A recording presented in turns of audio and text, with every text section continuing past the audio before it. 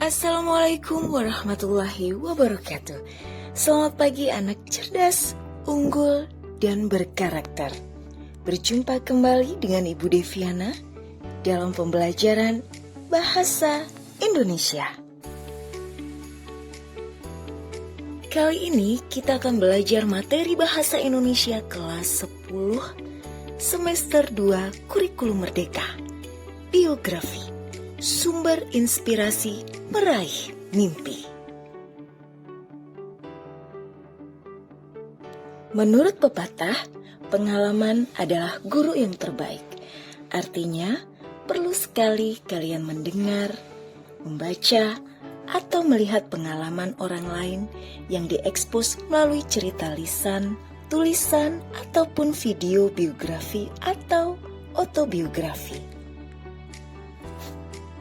Melalui teks biografi, kalian dapat menambah wawasan tentang perjalanan hidup tokoh agar kalian dapat meneladani sikap atau perilaku yang baik, perjuangannya, keuletannya, dan kesabarannya, termasuk cara memecahkan masalah yang dihadapi sang tokoh atau menuju sukses, keberhasilan, atau kemenangan sang tokoh. Kisah-kisah tokoh yang spektakuler itu sangat dibutuhkan oleh banyak orang sebagai sumber inspirasi. Maka, kalau kalian membacanya, kalian akan memperoleh inspirasi, dan jika kalian bisa membuatnya, berarti kalian akan lebih bermanfaat bagi orang lain, lebih bisa menginspirasi. Kalian tentu pernah mendengar atau membaca kisah atau perjalanan hidup para pahlawan nasional. Di antaranya tentang di mana dan kapan lahir, siapa orang tuanya, bagaimana perjalanan hidup dan masalah-masalah yang dihadapi, serta cara mengatasinya. Dari masa kecil atau kanak-kanak, dewasa, sampai mencapai keberhasilan atau sampai meninggal.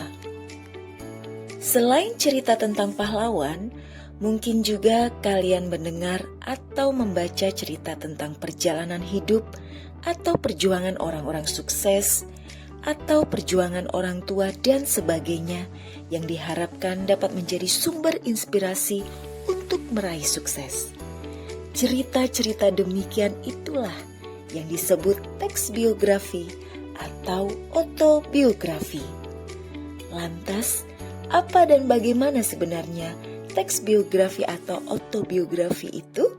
Ikuti penjelasan berikut ini.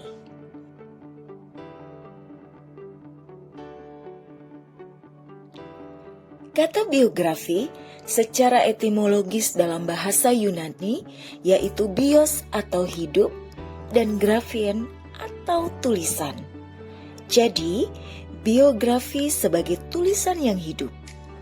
Sedangkan dalam Kamus Besar Bahasa Indonesia, kata biografi diartikan sebagai tulisan yang ditulis oleh orang lain tentang riwayat hidup seseorang. Kalau tulisan yang ditulis itu ditulis sendiri atau diceritakan sendiri, namanya autobiografi. Teks biografi sama dengan teks rekon, yaitu teks yang berisi kisah hidup atau pengalaman seseorang yang berbentuk cerita dengan penyajian secara kronologis sesuai dengan urutan waktu. Pada dasarnya, isi teks biografi maupun autobiografi bersifat faktual dan disebut biografi faktual atau non-fiksi. Akan tetapi, unsur imajinasi bisa saja masuk melalui setting tempat, tokoh, dan lamunan atau mimpi hayalan tokoh. Bisa juga unsur imajinasi sebagai muatan utama yang dilatari unsur faktual. Biografi semacam ini disebut biografi fiksi. Contohnya, novel Negeri Lima Menara. Biografi Ahmad Fuadi, karya Ahmad Fuadi. Laskar Pelangi, biografi Andrea Hirata, karya Andrea Hirata, dan sebagainya. tidak semua peristiwa atau kejadian dalam hidup seseorang layak diangkat sebagai isi biografi. Kegiatan rutin atau peristiwa biasa yang dialami kebanyakan orang kurang layak diceritakan. Peristiwa yang layak diceritakan adalah catatan yang langka, unik, spektakuler atau istimewa, mencengangkan, mendebarkan, atau peristiwa kehidupan atau sejarah hidup seseorang, atau tokoh yang terkenal, tokoh yang sukses, atau tokoh dalam peristiwa yang dapat mengubah dunia dan sejenisnya yang dapat atau layak diteladani. Biografi juga menceritakan kehidupan tokoh sejak kanak-kanak, masa remaja, masa dewasa, semangat perjuangan, keteguhan, keuletan, kesabaran, pantang menyerah, kegagalan, cara memecahkan problem, dan keberhasilan tokoh. Teks biografi bertujuan untuk menceritakan kisah hidup seseorang yang bisa menjadi teladan bagi orang banyak. Sebuah biografi umumnya tidak menceritakan seluruh aspek kehidupan tokoh. Biografi lebih sering membidik salah satu fokus penceritaan, yaitu hal yang menonjol dalam perjalanan hidup tokoh. Bagaimana karirnya di pekerjaan atau profesi, politik, hukum, militer, pendidikan, dan sebagainya. Salah satu aspek yang menarik dalam biografi ialah adanya masalah dan cara menghadapinya. Makin rumit atau kompleks masalahnya dan makin cerdas cara menghadapinya, biografi itu akan semakin menarik. Oleh karena itu, pada umumnya biografi selalu memasukkan unsur-unsur tersebut agar pembaca dapat meneladani perilaku terpuji atau perilaku yang baik, perjuangan, cara memecahkan masalah yang dihadapi, tokoh, atau cara menuju sukses, kemenangan, atau keberhasilan sang tokoh. Hal ini dapat memberikan motivasi atau semangat untuk mencapai sukses dalam kehidupannya, sekaligus dalam meningkatkan empati. Keteladanan dalam biografi dapat diambil dari beberapa aspek kehidupan tokoh, antara lain ucapan-ucapan tokoh yang bijak atau bermakna, perbuatan atau perjuangan tokoh, keberhasilan atau karya tokoh, ide, gagasan atau pemikiran cerdas dari tokoh, sikap atau sifat positif tokoh seperti rendah hati, sederhana, pantang menyerah, jujur, patriotik, hormat pada orang tua, ringan tangan, kasih sayang, dan sebagainya, yang sering merupakan hasil tanggapan tokoh lain. Berikut adalah contoh keteladanan atau kepribadian unggul terlihat dari ucapan tokoh itu sendiri. Berikut adalah contoh keteladanan kepribadian unggul dari penuturan atau deskripsi pihak lain.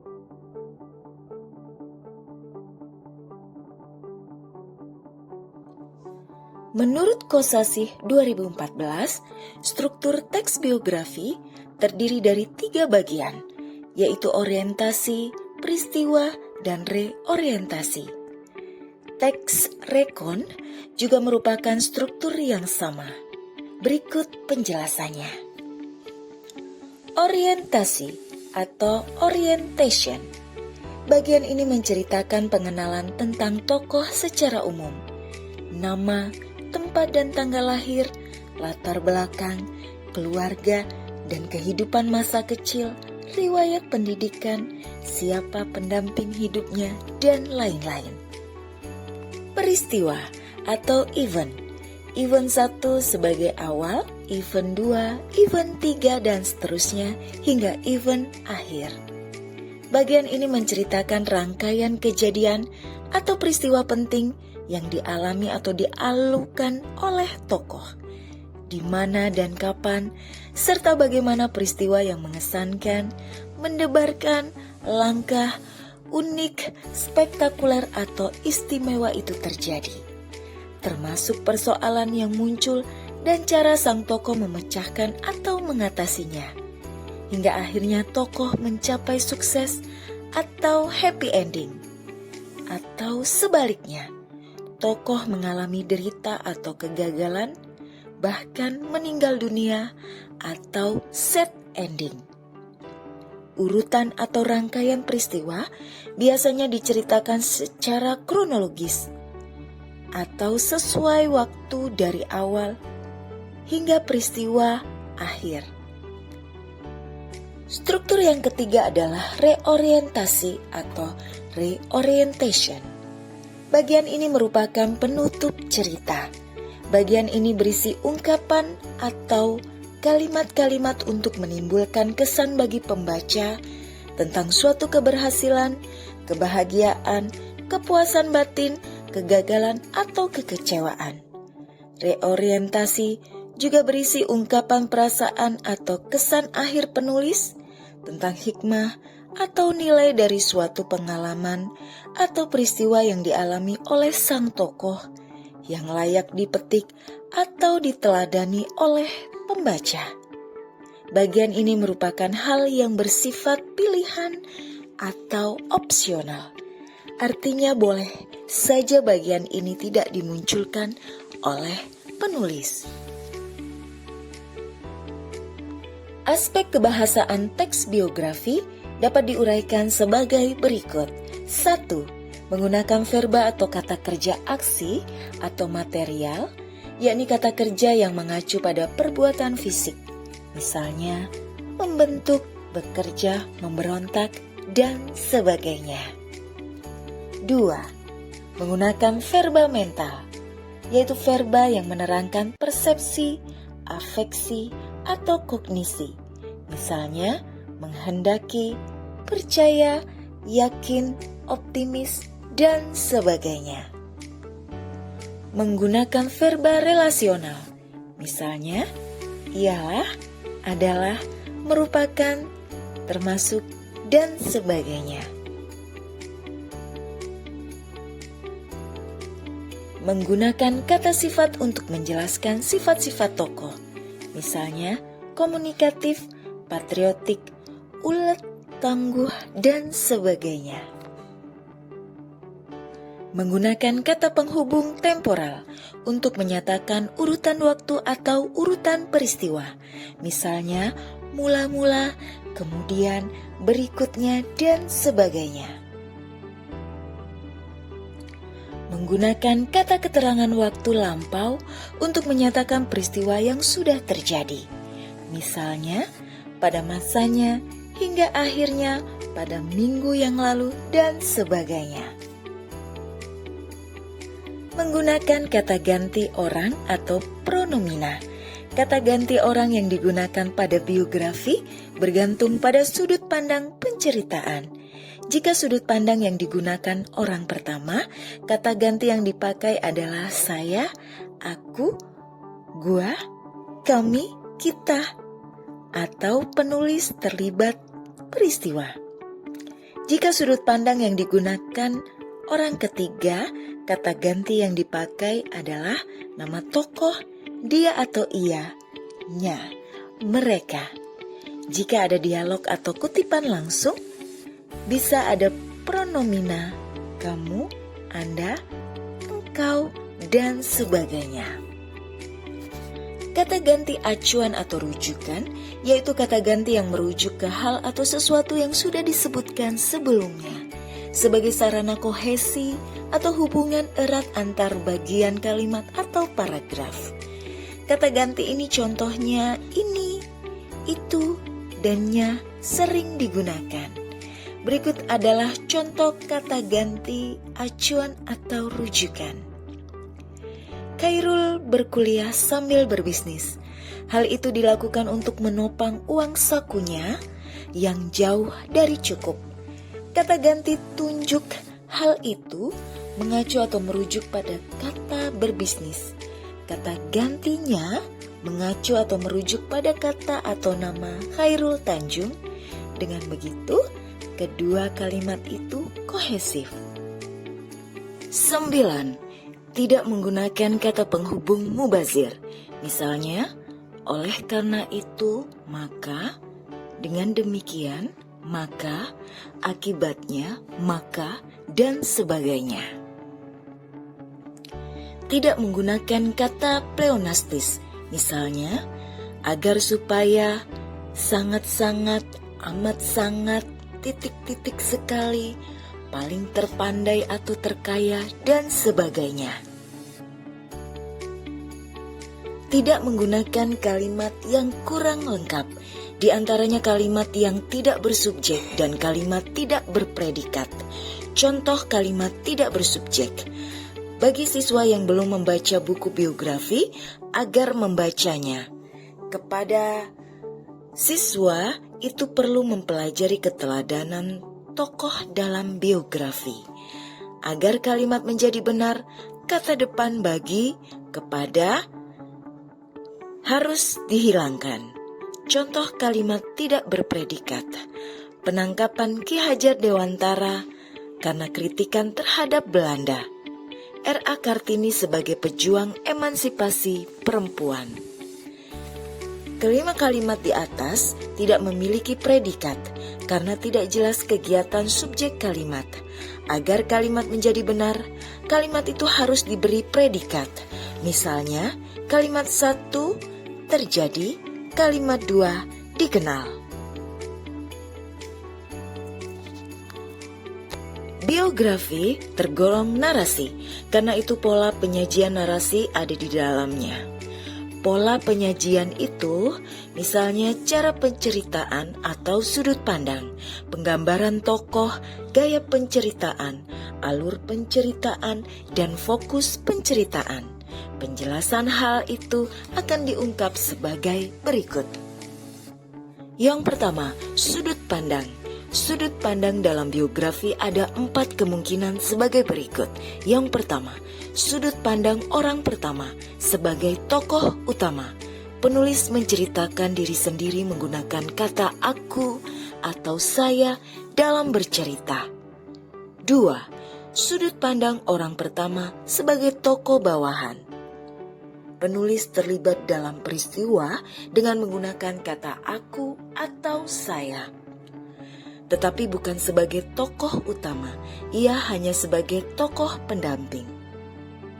Sudut pandang orang ketiga sebagai pengamat, yaitu penulis menceritakan tokoh dengan menggunakan kata dia, ia, mereka, atau beliau, atau nama tokoh, tetapi tidak mengetahui jalan pikiran, kata hati, dan perasaan tokoh. Pengarang hanya mengisahkan hal-hal yang nampak saja. 4. Sudut pandang orang ketiga serba tahu, yaitu penulis menggunakan kata ia atau dia atau mereka atau nama tokoh, dan penulis mengetahui kata hati dan jalan pikiran tokohnya. 2. Penggambaran tokoh. Penggambaran tokoh dalam biografi dapat dilakukan dengan cara-cara sebagai berikut. Yang pertama, cara langsung atau analisis atau deskriptif, yaitu penulis menggambarkan tokoh secara langsung tentang wujud tubuh, jalan pikiran atau gagasan, sifat-sifat, dan lingkungannya. Berikut adalah contoh penggambaran tokoh melalui cara langsung atau analisis atau deskriptif. 2. Cara tidak langsung, yaitu penulis tidak langsung menggambarkan wujud atau sifat atau sikap tokoh biografi, tetapi melalui hal-hal berikut ini. Yang pertama, melalui kata-kata tokoh atau ucapan tokoh itu sendiri. Berikut ini contoh penggambaran deskripsi melalui kata-kata atau ucapan tokoh itu sendiri. 2. Melalui cara tokoh menghadapi atau memecahkan permasalahan. Berikut ini adalah contohnya. 3. Melalui ucapan tokoh lain terhadap tokoh dalam biografi. Silakan dibaca dengan seksama contohnya. 3. Penggambaran tokoh melalui gaya penceritaan. Gaya penceritaan biografi dapat dilakukan menggunakan gaya narasi penuh dan dapat juga menggunakan narasi yang dipadu dengan dialog atau kalimat langsung. 4. Alur penceritaan. Alur penceritaan yaitu rangkaian peristiwa yang berhubungan secara sebab atau akibat atau kausalitas. Alur penceritaan dalam biografi pada umumnya menggunakan alur maju. Cerita diawali dari peristiwa masa kecil atau masa kanak-kanak ke arah peristiwa masa dewasa dan peristiwa masa tua. Namun, boleh juga alur yang disusun secara sorot balik atau flashback. Cerita diawali dari peristiwa akhir atau masa sukses, lalu menceritakan peristiwa awal atau masa kecil, masa dewasa ke masa tua, atau masa mulai usaha, jatuh bangun dalam usaha, atau ke menuju masa sukses. Fokus penceritaan. Fokus penceritaan yaitu hal apa yang menonjol dalam perjalanan hidup tokoh, karir atau pekerjaannya, politik, militer, pendidikan, kejuaraan, dan sebagainya. Untuk memahami teks biografi secara lebih baik, kalian perlu menemukan ide pokok atau gagasan utama dan ide penjelas atau gagasan penjelas pada setiap paragraf. Gagasan utama merupakan topik atau informasi terpenting yang ingin disampaikan penulis kepada pembacanya. Gagasan utama biasanya terdapat dalam kalimat utama suatu paragraf. Kemungkinan letak kalimat utama dalam paragraf adalah sebagai berikut. Yang pertama, di awal paragraf atau disebut paragraf deduktif. 2. Di akhir paragraf atau disebut paragraf induktif. 3. Di awal dan akhir paragraf atau disebut paragraf campuran deduktif induktif. 4. Di tengah paragraf atau campuran induktif deduktif. 5. Ada juga gagasan utama yang tidak muncul dalam satu kalimat, tapi menyebar di seluruh kalimat dalam suatu paragraf yang bersifat deskriptif atau naratif. Gagasan penjelas merupakan gagasan yang memperjelas atau menjelaskan gagasan utama. Gagasan penjelas umumnya dinyatakan oleh lebih dari satu kalimat. Gagasan penjelas terdapat dalam kalimat-kalimat penjelas. Sesuai dengan namanya, kalimat penjelas berisikan 1. Uraian-uraian kecil. 2. Contoh-contoh. 3. Ilustrasi-ilustrasi. 4. Kutipan-kutipan. Berikut ini contoh gagasan utama di awal atau paragraf deduktif. Kemudian contoh gagasan utama di akhir atau paragraf induktif. Yang ketiga, contoh gagasan utama di awal dan ditegaskan lagi di akhir atau paragraf campuran deduktif induktif. Selanjutnya adalah contoh gagasan utama di tengah, paragraf campuran induktif dan deduktif. Jadi, silakan disimak dengan seksama.